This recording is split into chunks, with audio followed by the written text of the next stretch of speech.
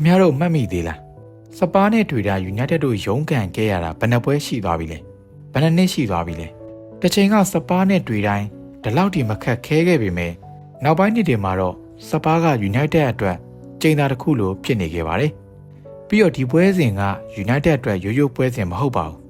၃နှစ်ကြာအောင်ပရိသတ်တွေရင်ထဲမှာဆွဲနေတဲ့အရှုံးမတန်းဆိုးတွေကိုအဆုံးသတ်ရမယ့်ပွဲပါဒါပေမဲ့အခုချိန်မှာတော့၃ပွဲဆက်နိုင်ပွဲနဲ့အတူ United ရဲ့ပုံစံကပြောင်းလဲသွားခဲ့ပါပြီဆိုတော့ Carrick ရဲ့ United ကစပါးချိန်သာကိုတကယ်ပဲဖြစ်တော့နိုင်မလားဒီနေ့ဗီဒီယိုမှာတော့ United နဲ့စပါးတို့ရဲ့ပွဲကြိုသုံးတဲ့ချက်ကိုအသေးစိတ်ပြောပြပေးပါမယ်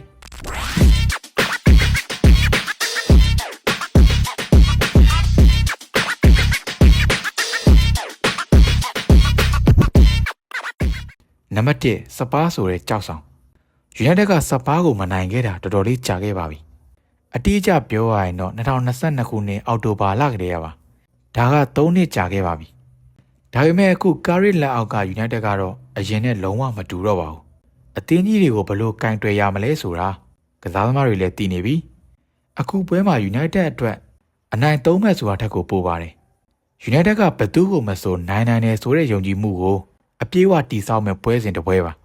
ပြီးတော့စပါးရဲ့ကစားကွက်ကို United တို့ဘယ်လိုမျိုးခြေဖြတ်လာမလဲဆိုတာကစိတ်ဝင်စားစရာအကောင်းဆုံးအချက်ဖြစ်လာပါလိမ့်မယ်နံပါတ်2 Carrick ရဲ့နီးဗျူဟာ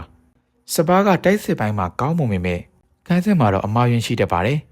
ပြီးတော့စပါးအသင်းရဲ့အတီးကနောက်ခံလူတွေလည်းဒဏ်ရာရနေပါတယ်ဒါက United ရဲ့အခုလက်ရှိ transition ကစားဝင်နေဆိုရင်အားသာချက်ပါပဲ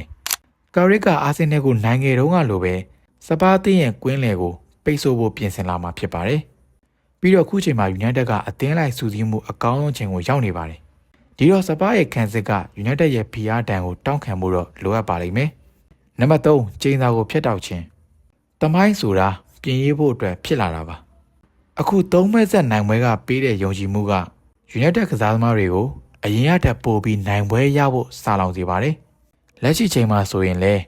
Old Trafford မှာစပါးအသင်းနေနဲ့ဒူထောက်ရတော့မယ်ဆိုတာ United ဘက်ကနေတက်တည်ပြဖို့အချိန်တန်ပါပြီညီကုန်းချုပ်အနေနဲ့ပြောရရင်တော့လက်ရှိယာယီနီးပြ Carrick ကင်တွယ်နေတဲ့ United ကစပါးဆိုတဲ့ချိန်သာစိုးကိုဖျက်တောက်ဖို့အကောင်းဆုံးချိန်ပါပဲဒါကိုကျွန်တော်မနှက်ပြန်ပွဲစဉ်မှာတွေ့ရမှာဖြစ်ပါတယ်ပရိသတ်တို့အနေနဲ့ရော United အနေနဲ့စပါးဆိုတဲ့ချိန်သာစိုးကိုဖျက်တောက်နိုင်မယ်ထင်လားပြီးတော့ United က3ပွဲဆက်နိုင်ပွဲကနေ4ပွဲဆက်နိုင်ပွဲအဖြစ်ပြောင်းလဲသွားနိုင်မလားဆိုတာမိမိတို့ရဲ့အမြင်ကိုအောက်က comment မှာဝင်ရောက်ရေးသားသွားခဲ့ကြပါဦးအခုလိုမျိုးဘလုံးလောကရဲ့အကြောင်းနဲ့ပတ်သက်ပြီးသိချင်တော့ကျွန်တော်တို့ရဲ့ Beyond the Pitch YouTube Channel ကို Subscribe လုပ်ခဲ့ဖို့တောင်းဆိုချင်ပါတယ်အားလုံးကိုကျေးဇူးတင်ပါတယ်